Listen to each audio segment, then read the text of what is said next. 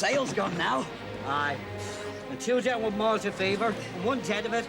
Aye, you've had a hard first voyage, I'm afraid, of a ship, Tom. Oh, I've enjoyed it, Mr. Ryan. Enjoyed it? Well, now, aren't you the caution? And you'll have your reward in Liverpool town. Big fat Maggie and all them other prime doxies. You'll show us your medal, eh, what? Oh, yes, sir. Come here, tell me, have you had your way with a lass before this? In that village of yours? Oh, aye, Mr. Ryan. Oh, dozens of them. Come in!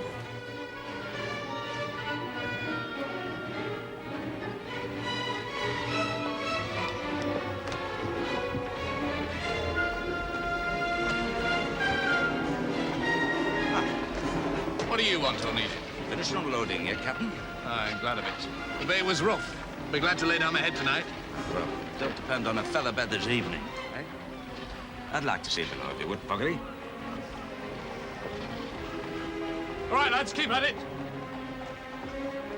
What the devil are you up to? This is a Fraser's ship. Aye, it is. Now on charter to me. Ship and crew.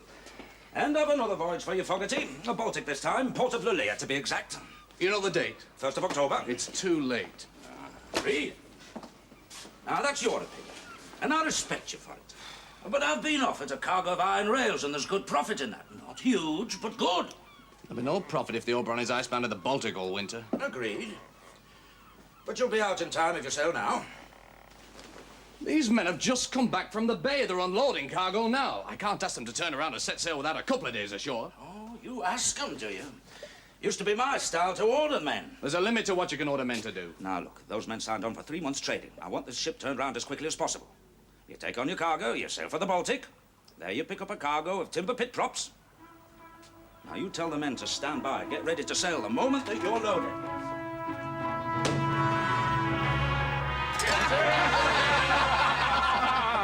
That's the best part of the voyage, lad. The unloading's finished. You're sitting here with your aching back, waiting to be summoned to the captain's cabin to pick up your hard-earned wages. Aye, unless you've fines to pay. Here, bring up your rum, lad. We'll have you on the town with us this evening. The shape of them doxies, but, you know, I can hardly wait to lay me hands on them. You know, no sailor can be said to be properly weaned until he has sampled those earthly pleasures. Mr. Ryan, I have a girl at home in the village. Oh, in the village? Oh, is she a dairymaid, what? No, it's a servant at the hall. Oh, a servant! Oh, come here, tell me, is she kind to you, huh? Kind? Oh, well, big fat Maggie is kind. You can take my word for it. On your feet for the captain. You all signed on this ship for 3 months trading, and I'm holding you to that. What? There'll be no going ashore tonight. Now, you just try and stop me! That's it. The captain speaking. All right, Mr. Mate. I repeat, every man is held to his contract under pain of imprisonment. Is that clear? And we sail on the morning tide for Middlesbrough, where we pick up a cargo of iron rails, and then we set sail for the Baltic. The Baltic! Did you hear that, Tom? We're going to the Baltic. The freezing, godless place to live.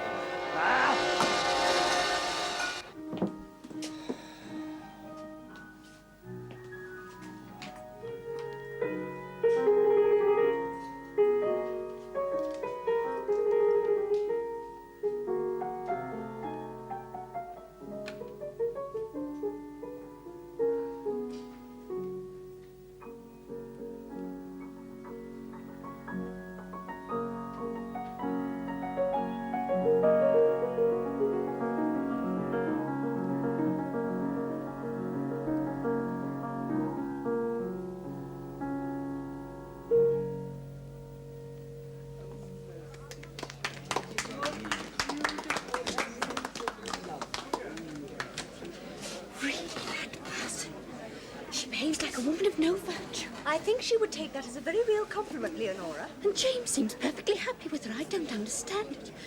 He's a fine and honest man. He is. I wonder you have that woman for your friend. I do really. Well, she is a friend of mine, so I must listen to no real talk of her, must I? I'm sure I don't know.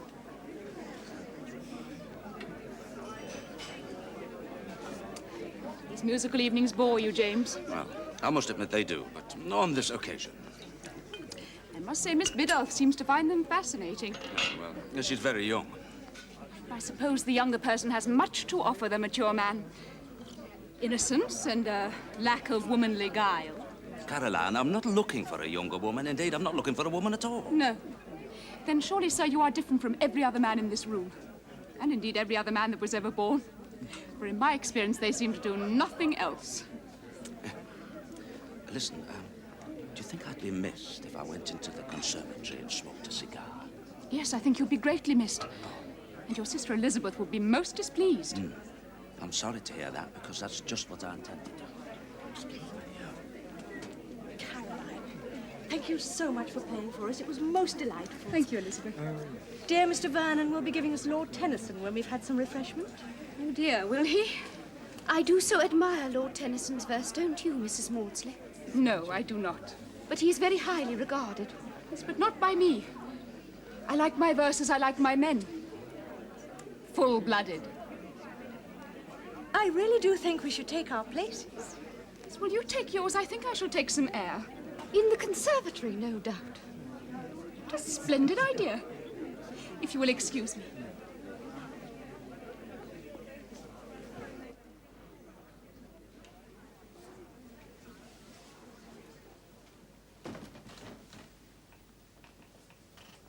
Do I intrude? Not at all. I love the smell of tobacco. Well, all we lack is a glass of wine.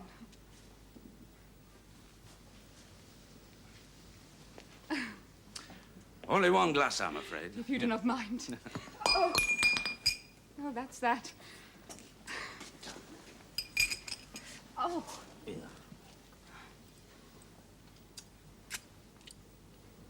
James.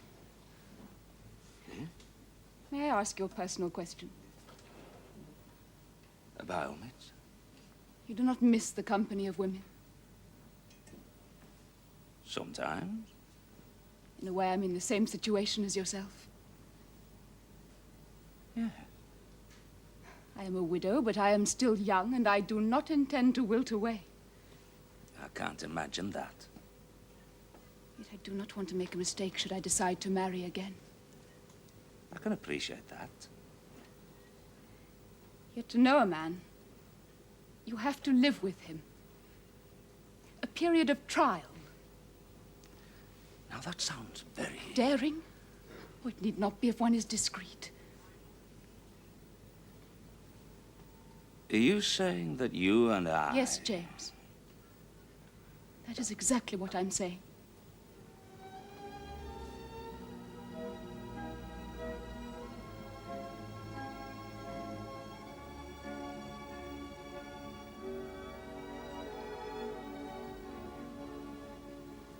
I don't want your answer now. Sometime. Can I speak with you, Mr. Onedin? It had better be important, Captain Fogarty. It is. Good evening, Mrs. Maudsley. You're looking very fetching this evening. Thank you, Captain Fogarty. Well, what is it, Captain Fogarty? You'll have to call off the Baltic run. How so? I've just had word that 6 of the crew have jumped ship. Well, then hire 6 more. No one will go north this time of year. Well, then sail without them. I can't do that. I can. I shall sail as owner. This trip is obviously too important to be left to your discretion. Good night, Captain Fogarty. Good night, Mrs. Maudsley.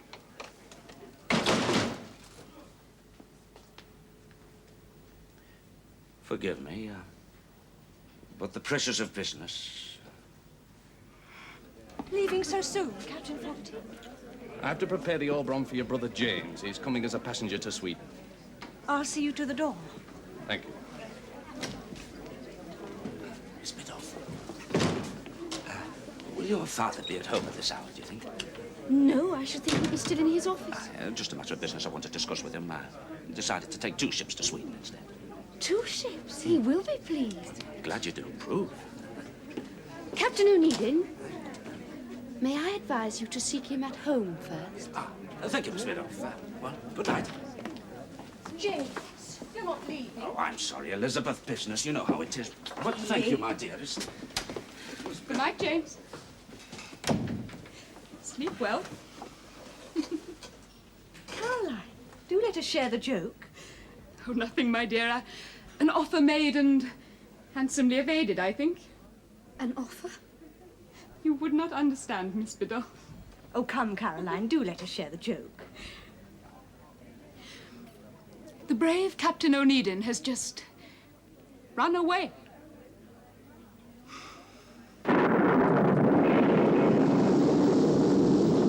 Two ships. I can certainly use all the pit props you can bring. They'll be down from France while their strike goes on. Yes, Papa, and without them you can't open your new mine. Yes, but I doubt if I can find the money to buy a second shipload overnight. No, but I could. You? Yes. I would like to invest some of Grandmama's legacy.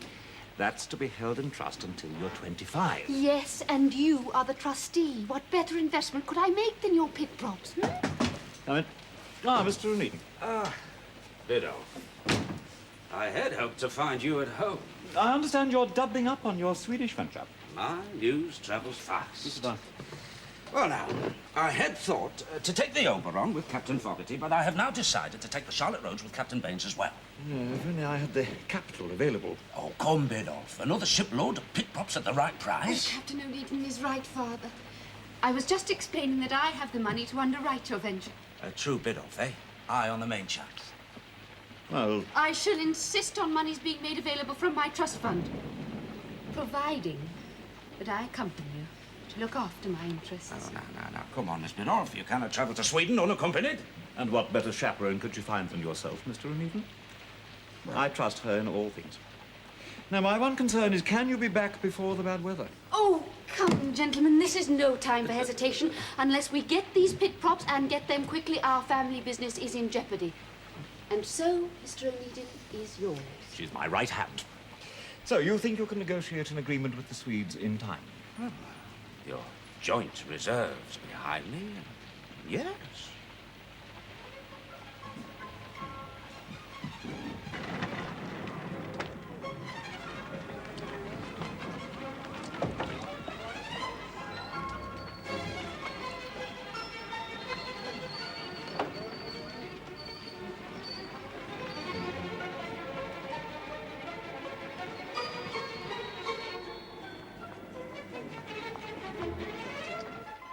Not my woman. She is my business partner.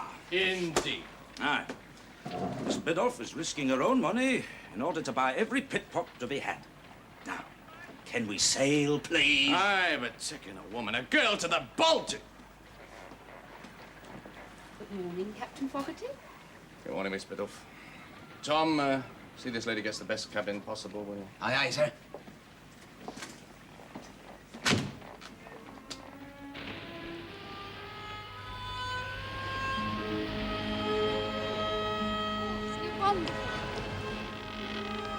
Subways. The air is so fresh. Some cloud over there. What could that mean, snow? Aye. And ice.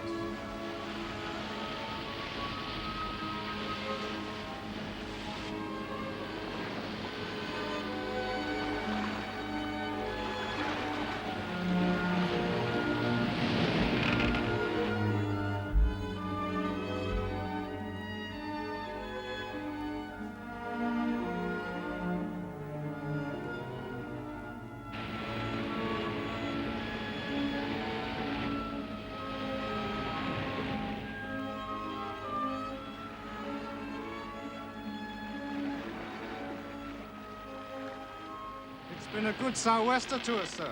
Aye. And sailing in ballast, we'll arrive in Luleer soon after Mr. Onedin.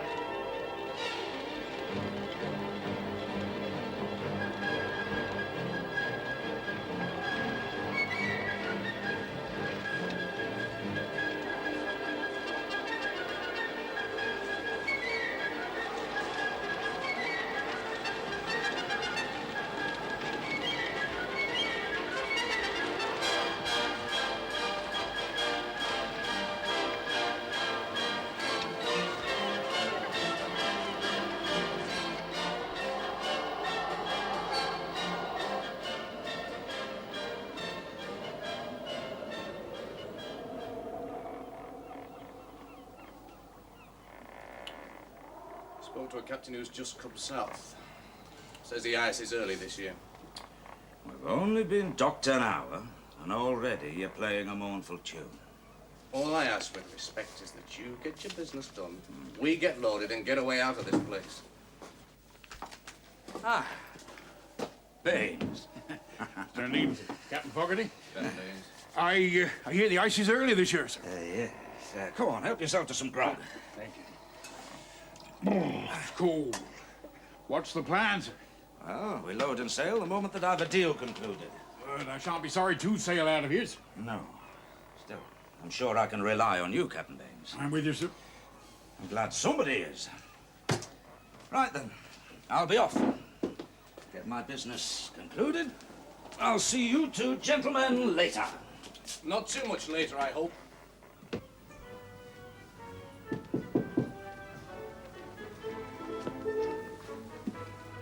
Your visitor, Count, and Captain James Onedin. Ah, good. Come in, Captain Onedin. Good to meet you at last. Ah, you had heard of me? But of course, my dear sir.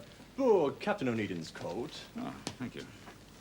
Well, it's certainly pleasantly warm here. Well, we are sensible about heating our houses.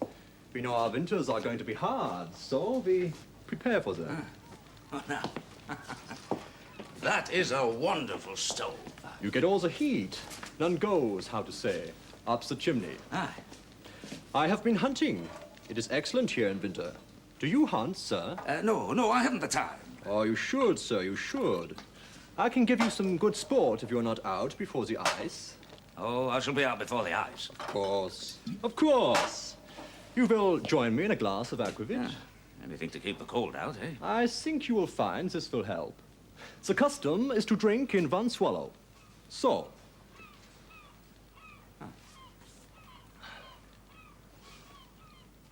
Once more, I think. By all means.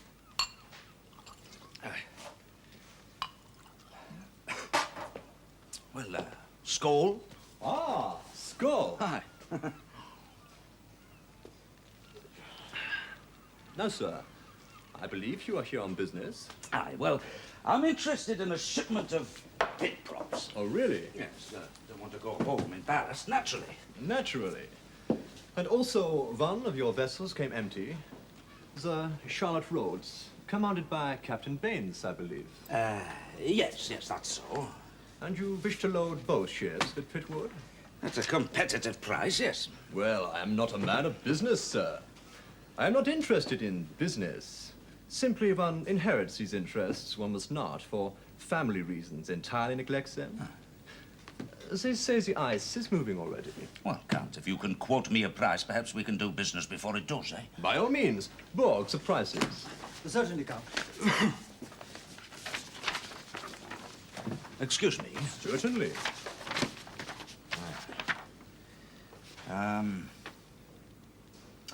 These prices are 3 times those quoted a month ago. Borg, is that correct? Yes, Count, it is. Why the rise in price? Borg? In the way of trade, Captain Onedin. Supply and demand, Captain Onedin.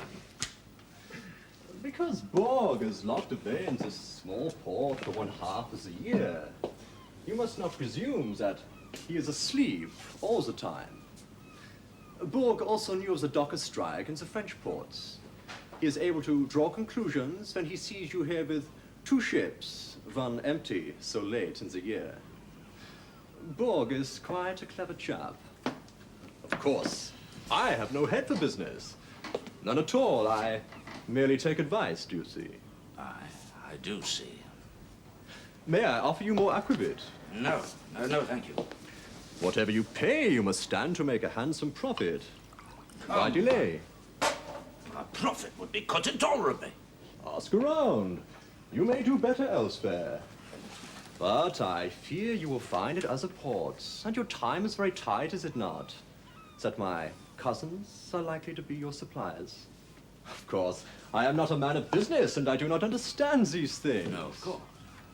But I believe you will find their prices are the same as mine. Well, I'll think about it.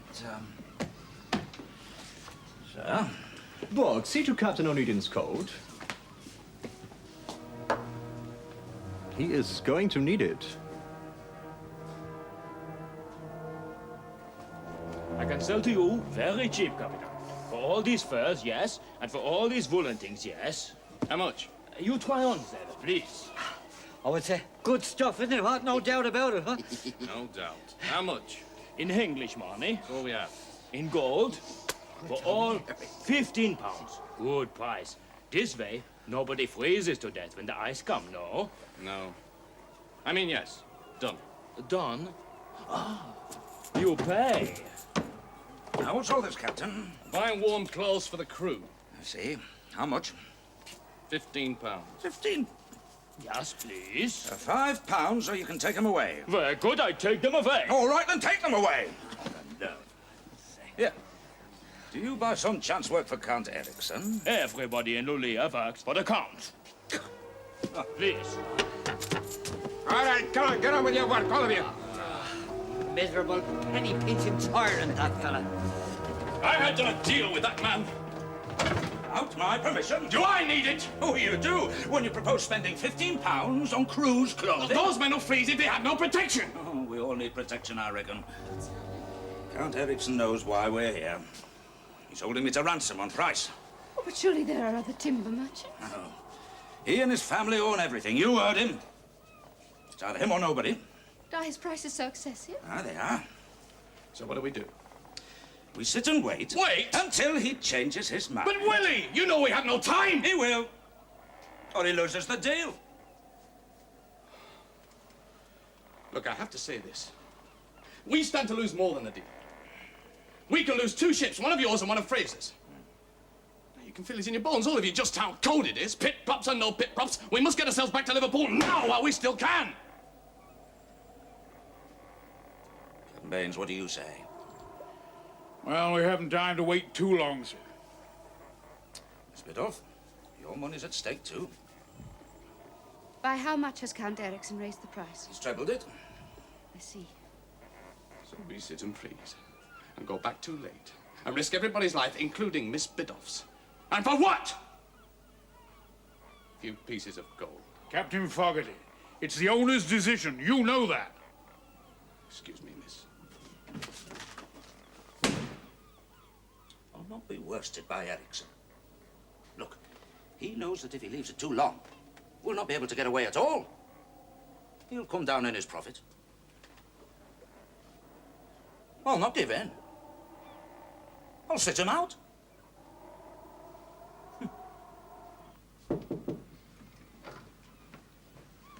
Yes, Mr. Borg.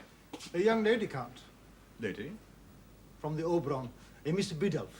Ah, show her in, Borg. Certainly, Count. This way.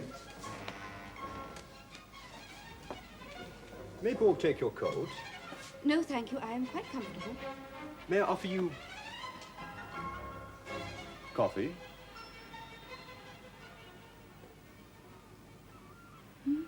Coffee. Yes. Yes, that would be very acceptable.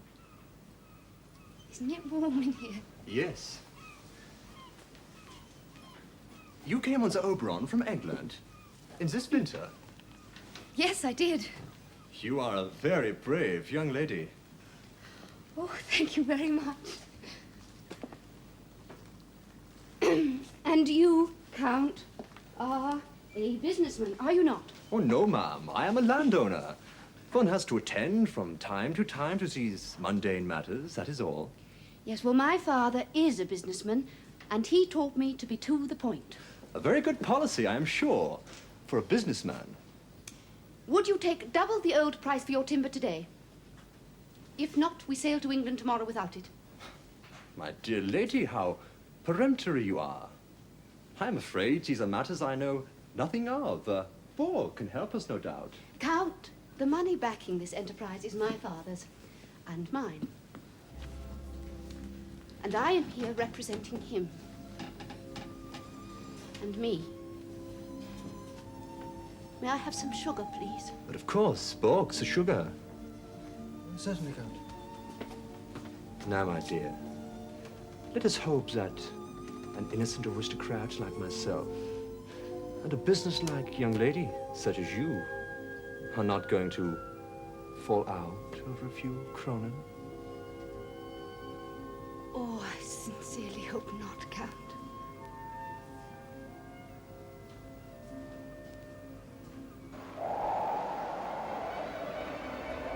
Stow that timber tightly, lads. It's a full cargo, this trip. You are the captain. Stow it tightly, lads.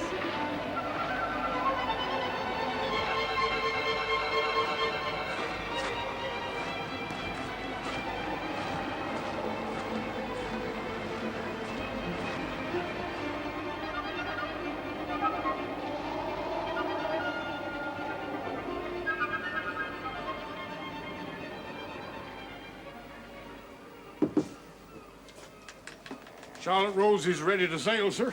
All cargo aboard, lash good and tight. Off you go then, Captain. We'll be close behind you. Thank you, sir. Good luck. Same to you. Oh, just a moment. Miss Biddulph, would you not like to go with Captain Baines on the Charlotte Roads? Might be some time before we're out of here, you know. No. I'll stay here with you. Yes, well, all right, Captain. Thank you. Good luck again, sir. And to you. Goodbye, Captain Baines. Good luck. Goodbye, miss. Thank you.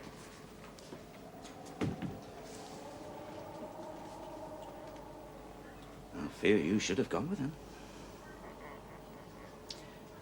You made a good deal, though, young lady. There are many things for which I am not too young, Captain Onedin.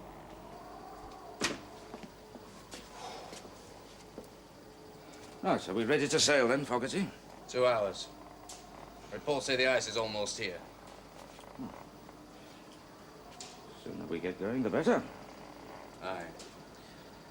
Well, keep the men busy. Oh, miss, a man called from Count Ericsson. Said he had a special box for you. Oh, yes. Can you have it put in my cabin, please? Right. Ryan, Yeah? put this box forward in the ladies' cabin, will you? Aye, aye, sir. Right, lads, when we get to sea, there'll be some grog to warm you up. Oh, thank you, Captain. Okay. Tom, give us a hand, will you? Aye.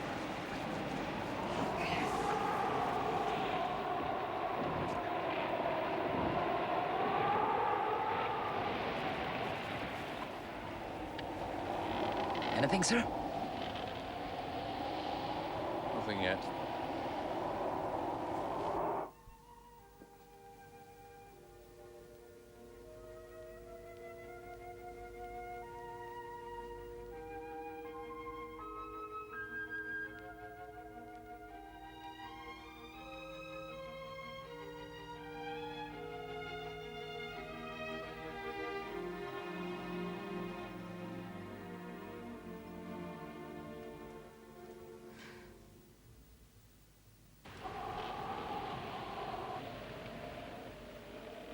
Bitterly cold. You would come. I'm sorry you did. No. You sorry? You made a better deal with Count Ericsson than I would have done. Congratulations. Thank you. Now tell me, the box that came aboard, present from him? In a way, yes. Contains explosive. What? Yes. It's a sample for my father. Count Ericsson uses it all the time in his Swedish iron ore mines. He wants my father to try it out in the English coal mines. He seems to think it'll work quite well.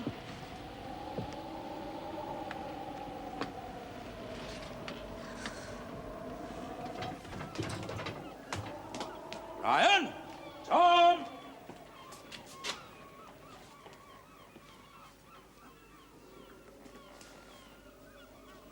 Yes, sir? Secure this fast on deck. What's in it, Captain? Explosives. Captain Fogarty!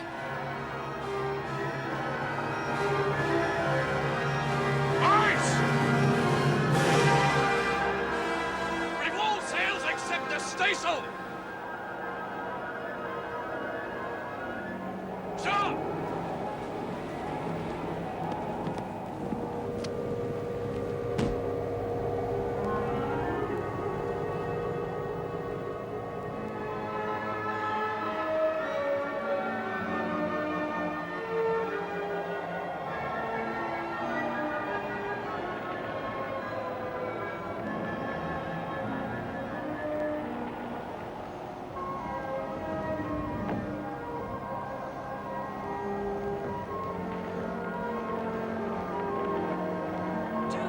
Captain! We'll drive onto the ice! The channel, sir. It's very narrow, but we might ease through. Guide us, Tom! Keep us clear of the ice! Keep us steady. Port, Captain. Port.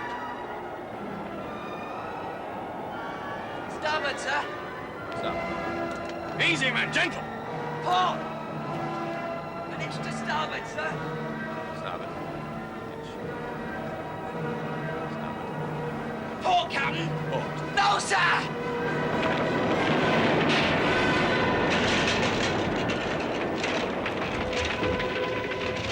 Captain, there's no channel. We're stuck fast, sir. But there's clear water about 100 yards beyond. 100 yards. May as well be 100 miles.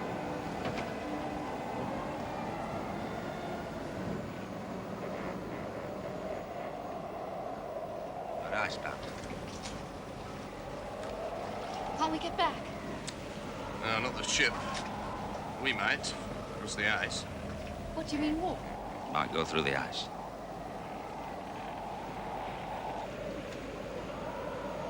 He came for a risk. What kind? Your life on it. I don't understand. Well, how would you rather die? By ice? Or by fire?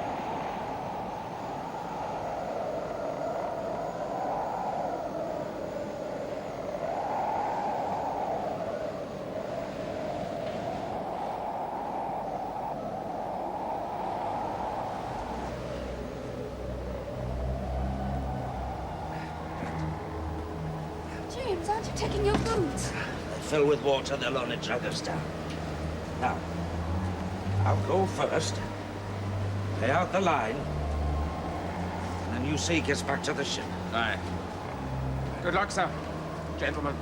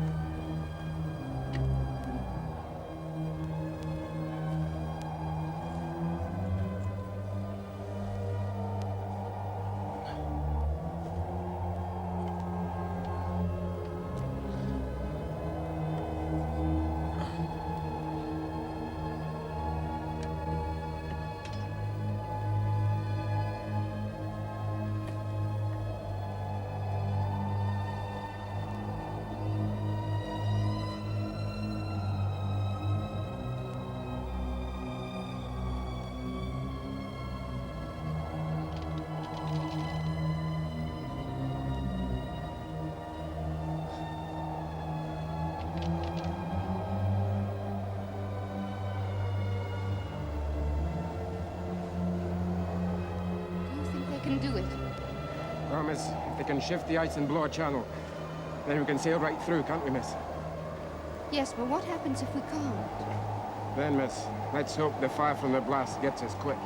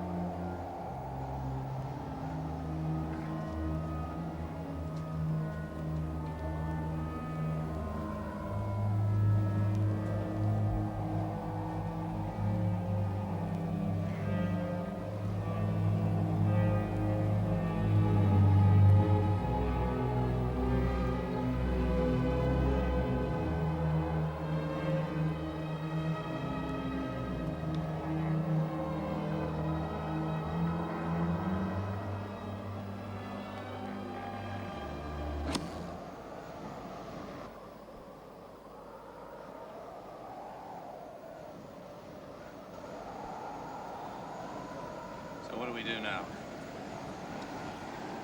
Those detonators must have been daft. Yeah. Only some fuses. Here you are, sir.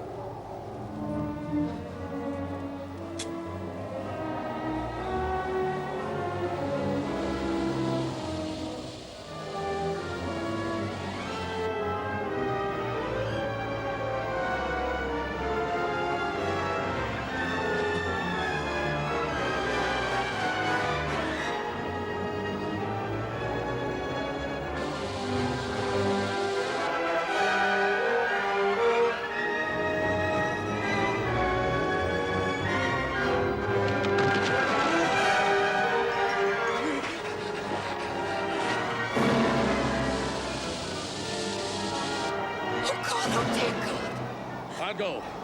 Mr. Mate, get me a rope. Aye, sir. Sir, let me. The ice is thin. I'm the lightest. Can you do it, boy? Aye, sir, I can. All right.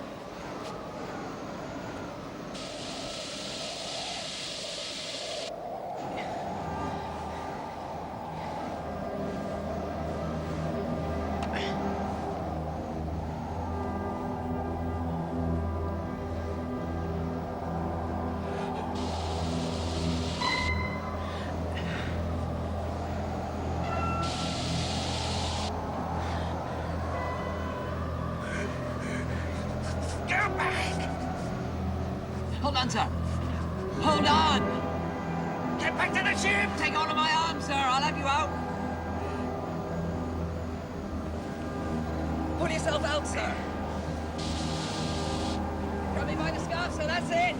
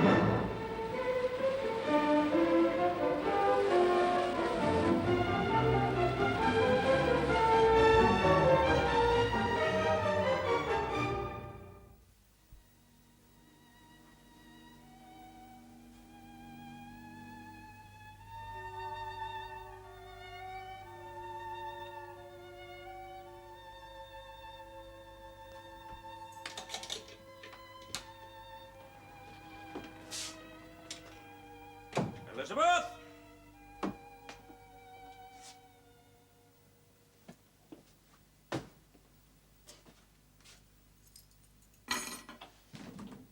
Elizabeth?